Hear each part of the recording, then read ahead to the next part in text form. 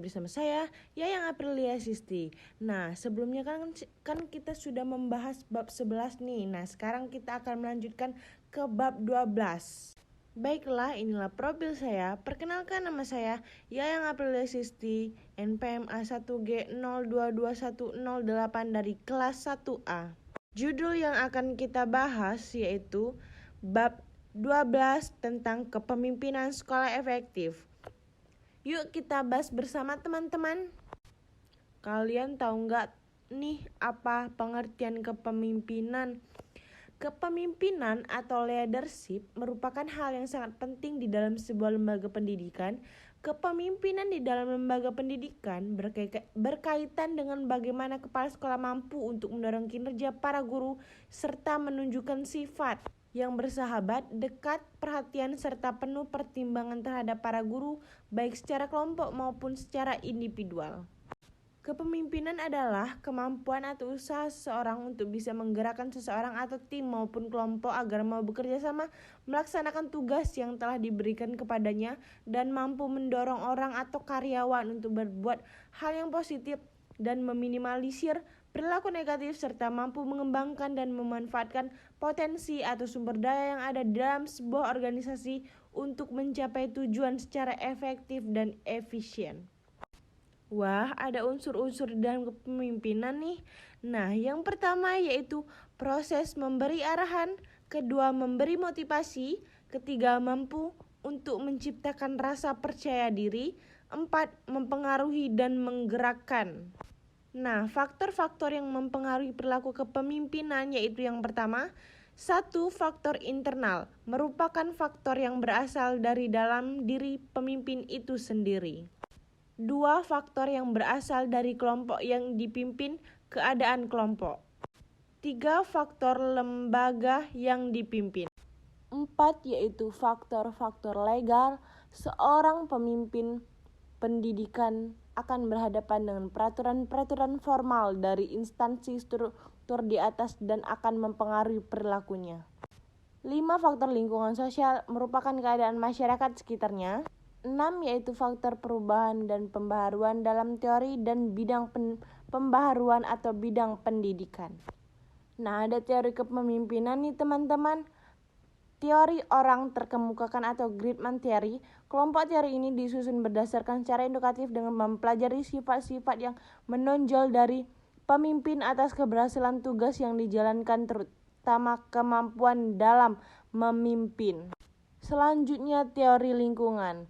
Dalam teori ini dikatakan bahwa munculnya pemimpin itu merupakan hasil dari sebuah proses waktu, tempat, dan situasi atau kondisi. Teori pribadi dan situasi. Teori ini merupakan kombinasi dari kedua teori di atas. Teori ini pada dasarnya mengakui bahwa kepemimpinan merupakan gabungan dari 3 faktor. Teori kepemimpinan, teori interaksi dan harapan, dan teori humanistik. Teman-teman tahu nggak nih syarat dan proses seorang pemimpin pendidikan? Nah, yuk kita bahas bersama.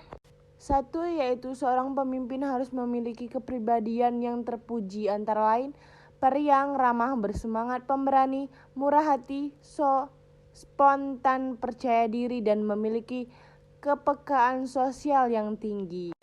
2. Paham dan menguasai tujuan yang hendak dicapai dan mampu mengomunikasikan kepada bawahan dan stakeholder.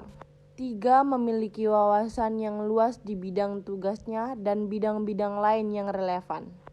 4. Berpegang pada prinsip-prinsip umum kependidikan yang meliputi konstruktif, kooperatif, kreatif, partisipatif, pendelegasian yang baik, profesional, memahami dan menerapkan prinsip kepemimpinan Pancasila yang dikembangkan Ki Hajar Dewantara. Fungsi-fungsi kepemimpinan ada 5 loh teman-teman. Yang pertama, fungsi instruksi. Yang kedua, fungsi konsultasi. Ketiga, fungsi partisipasi. 4. Fungsi delegasi. Dan kelima, fungsi pengendalian. Kepemimpinan kepala sekolah yang efektif yaitu yang pertama, inisiatif. Kedua, inquiry. Ketiga, advokasi. 4. Conflict solving. 5. Decision making. Dan 6. kritikui. Nah, kita semua harus tahu ini ya teman-teman. kunci sukses kepemimpinan. 1. Visi dan misi yang utuh. 2. Tanggung jawab. 3. Keteladanan. 4. Memperdayakan staf. 5. Mendengarkan orang lain. 6. Memberikan layanan prima. 7. Mengembangkan orang. 8. Memperdayakan sekolah. 9. Fokus pada peserta didik. Dan 10. Manajemen yang mengutamakan praktik. Nah, hal yang harus dikenali dalam memimpin: kenali diri sendiri, kenali situasi yang dihadapi, pilih gaya yang cocok dan situasi yang tepat, penuhi kebutuhan tugas, penuhi kebutuhan kelompok, dan penuhi kebutuhan individu. Gaya kepemimpinan ada 4. Yang pertama, tipe otoriter, merupakan pemimpin yang membuat keputusan sendiri karena kekuasaan terpusatkan dalam diri satu orang. Ia memikul tanggung jawab dan wewenang penuh.